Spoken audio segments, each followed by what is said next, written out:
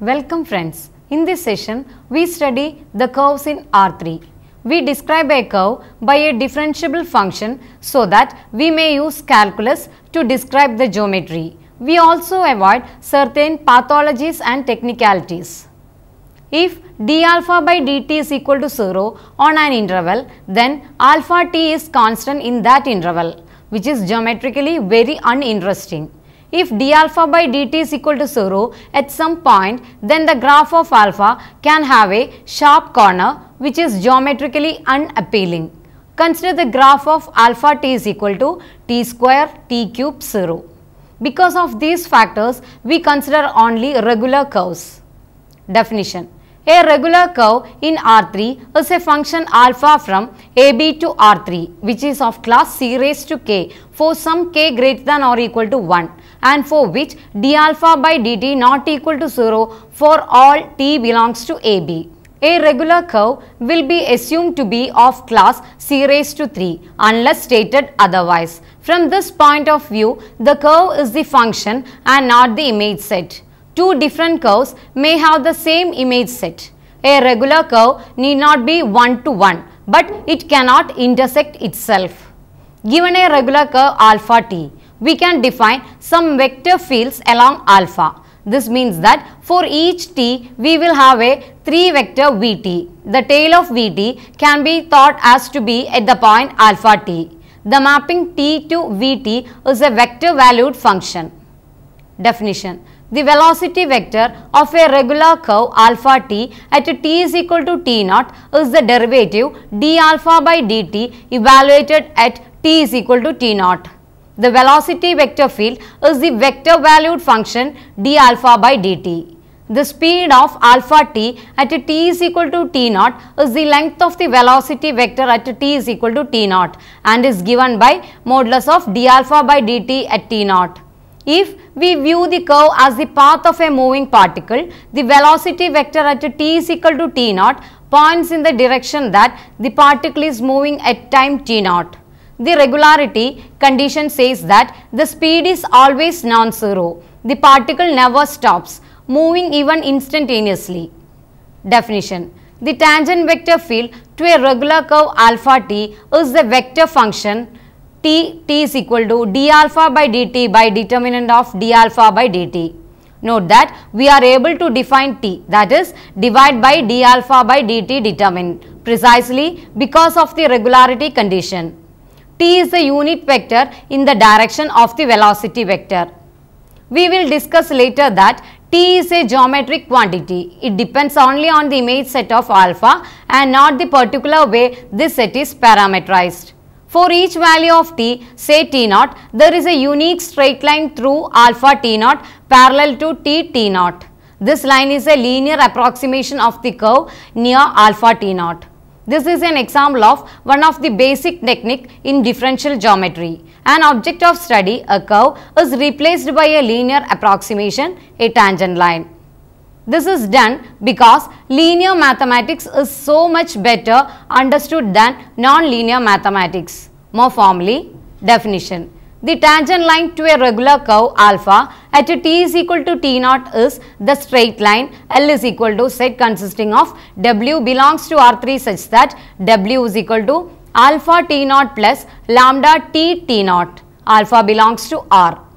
Note that the tangent line is a subset of R3 which contains the point alpha t naught and actually is a straight line. Intuitively, it is the line that most nearly approximates the curve near alpha t naught. Since d alpha by dt not equal to 0 and d alpha by dt is equal to determinant d alpha by dt into t, the tangent line at t is equal to t naught is also given by set W belongs to R cube such that W is equal to alpha t naught plus mu into d alpha by dt into t naught. Mu belongs to R. Example 1. Let u and v be fixed vectors in R3. Then the curve alpha from R to R cube given by alpha of t is equal to u plus tv is a regular curve if and only if v not equal to 0. In this case, it is a straight line and d alpha by dt is equal to v. The tangent line at each point is a given straight line and t is equal to v by determinant of v. Example 2. Let alpha from r to r cube be given by alpha of t is equal to t00. This is a special case of example 1. Example 3. Let alpha from r to r cube be given by alpha of t is equal to t cube 00. Then d alpha by dt is equal to 3t square 00, which is 0 at t is equal to 0. Alpha is not a regular curve, even though its image is the same as the curve in example 2. Example 4. Let alpha from r to r cube be given by alpha of t is equal to t cube plus t 00. Then d alpha by dt is equal to 3t square plus 1 00 not equal to 0. This is a regular curve whose image set is same as the curve in example 2. Example 5. Let g from r to r be a differentiable function. Let alpha t is equal to t g of t 0. Then d alpha by dt is equal to 1 g dash t 0 not equal to 0, and alpha is a regular curve. Alpha t is the graph of g except for the extra third coordinate. The tangent line at t is equal to t naught is set t naught plus lambda g t naught plus lambda g dash t naught 0 such that lambda belongs to r.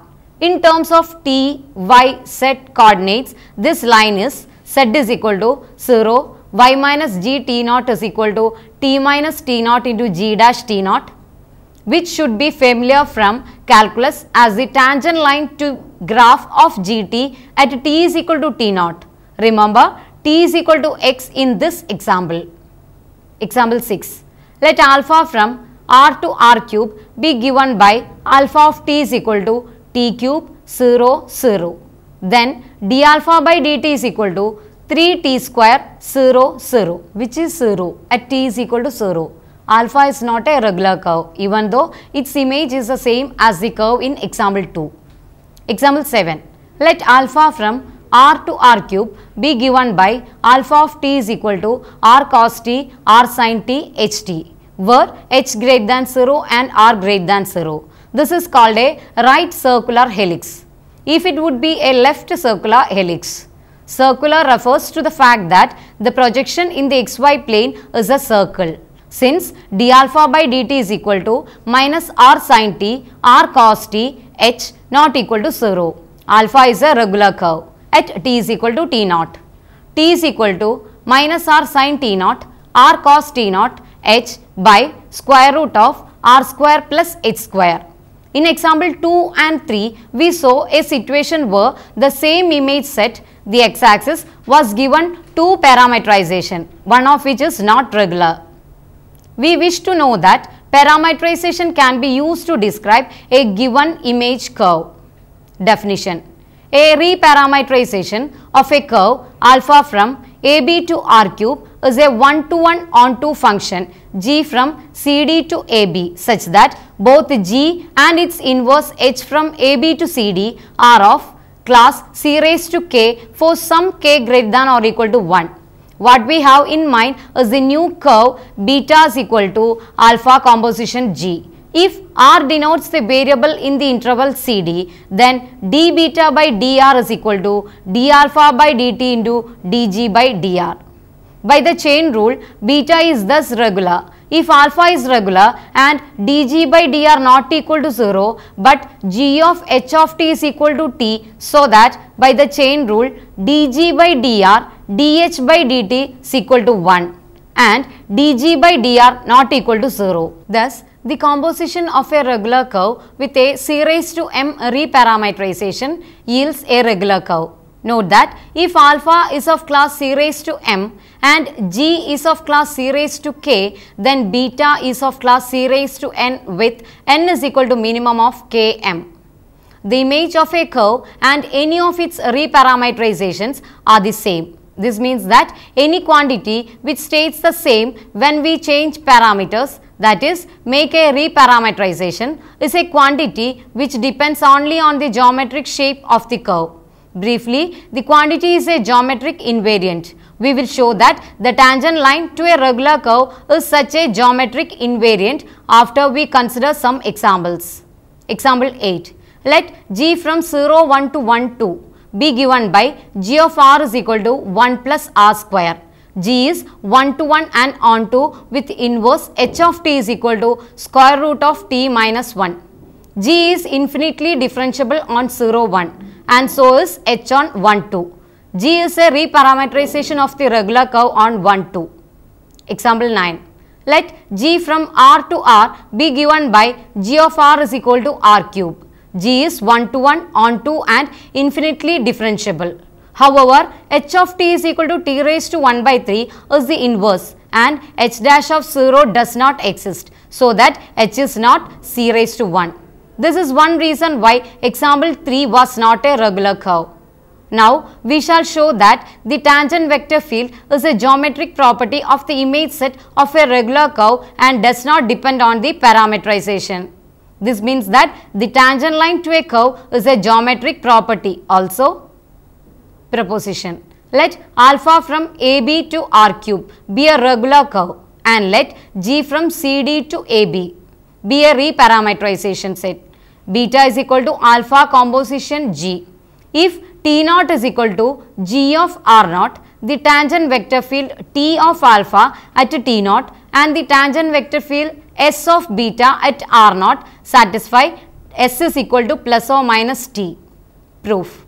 S is equal to d beta by dr divided by determinant of d beta by dr, which is equal to d alpha by dt into dg by dr whole divided by determinant of d alpha by dt into determinant of dg by dr, which is equal to d alpha by dt dg by dr divided by determinant of d alpha by dt determinant of dg by dr, which is equal to t of plus or minus 1, which is equal to plus or minus t. This completes the proof. Note that S is equal to t if dg by dr greater than 0, g is increasing, and S is equal to minus t if dg by dr less than 0, g is decreasing. Geometrically, the difference is whether alpha and beta indicate particle moving along the image curve in the same or opposite directions. Arc length. Sometimes it is useful for technical reasons to consider curves with endpoints, that is, curves defined on closed intervals. Definition. A regular curve segment is a function alpha from AB to R cube together with an open interval CD with C less than A less than B less than D, and a regular curve gamma from CD to R cube such that alpha of t is equal to gamma of t for all t belongs to AB. Thus, a curve segment is a curve defined on a closed interval which can be extended to a curve on a slightly larger open interval. In this case, it is possible to talk about d alpha by dt at the endpoints of the curve segment because we define d alpha by dt into A to be d gamma by dt into B. Now, we shall define the length of a curve segment. The intuitive justification for what we do is as follows. If alpha t is viewed as the path of a particle moving in space, then determinant of d alpha by dt is the speed of the particle as a function of time. The integral of speed should be the distance travelled by the particle just as it is in one dimension. Definition. The length of a regular curve segment alpha from closed interval AB to R cube is integral A to B determinant d alpha by dt dt. Note that this is really the familiar form for the length of a curve in R3. If alpha t is equal to xt, yt, zt, then determinant of d alpha by dt is equal to square root of x dash square plus y dash square plus z dash square. So that the length of the curve is given by integral A to B square root of x dash square plus y dash square plus z dash square dt. It makes sense to talk about reparameterization of curve segments. One would hope that the length of a curve is a geometric property and does not depend on the choice of parameterization. This is the content of the next proposition. Proposition. Let G from closed interval CD to closed interval AB be a reparameterization of a curve segment alpha from closed interval AB to R cube. Then the length of alpha is equal to the length of beta is equal to alpha composition G. Proof. The length of beta is integral A to B determinant d beta by dr into dr, which is equal to integral A to B determinant of d alpha by dt into dg by dr into dr, which is equal to integral A to B determinant of d alpha by dt determinant of dg by dr dr. Case 1. If dg by dr greater than 0, then determinant dg by dr is equal to dg by dr. G of c is equal to a, g of d is equal to b, and integral c to d determinant of d alpha by dt into determinant of dg by dr dr is equal to integral c to d determinant of d alpha by dt into dg by dr dr, which is equal to integral c to d determinant of d alpha by dt dt. By the substitution rule of integral calculus. Case 2. If dg by dr less than 0, the proof is similar using determinant of dg by dr is equal to minus dg by dr. G of c is equal to b and g of d is equal to a. In both cases, we have that the length of alpha equals the length of beta. This completes the proof. Note that the definition of the length of a curve does not really require alpha to be regular to make sense. It is sufficient for alpha to be of class C dash. However, if alpha is not regular, some segments of the curve may be traversed twice and the formula will count the double section twice. Using the concept of length of a curve, we are able to define an important way to reparameterize a curve. Let alpha from AB to R cube be a regular curve and let T naught belongs to AB. Set h of t is equal to integral T naught to t in modulus of d alpha by dt into dt. S is equal to h of t is called arc length along alpha. It actually measures signed arc length along alpha from alpha t naught with h of t less than 0. If t less than t naught and h of t greater than 0 if t greater than t naught. Theorem 1. H is a one-to-one function mapping AB onto some interval CD and is a reparameterization. Proof. By the fundamental theorem of calculus, dh by dt is equal to modulus d alpha by dt greater than 0 since alpha is regular. Thus, h is increasing and so is one-to-one. It is easy to check that if alpha is of class c raised to k, so is h. Let g from CD to AB be the inverse of h and denote the parameter in CD by s. This means of course that g of s is equal to t if and only if h of t is equal to s, so that s is the arc length parameter because g and h are inverse functions. dg by ds is equal to 1 by dh by dt, where the right hand side is evaluated at t is equal to g of s. This quotient makes sense since dh by dt not equal to 0. G can be differentiated as often as h can. Thus, h is a reparameterization. This completes the proof. As was pointed out in the proof of the above theorem, s is the arc length. By using g of s, any regular curve alpha can be reparameterized in terms of arc length from a point. Once this has been done, we say that the curve has been parameterized by arc length. The importance of a curve being parameterized by arc length is carried in the observation that its velocity vector field is its tangent vector field, as may be seen in the following computation.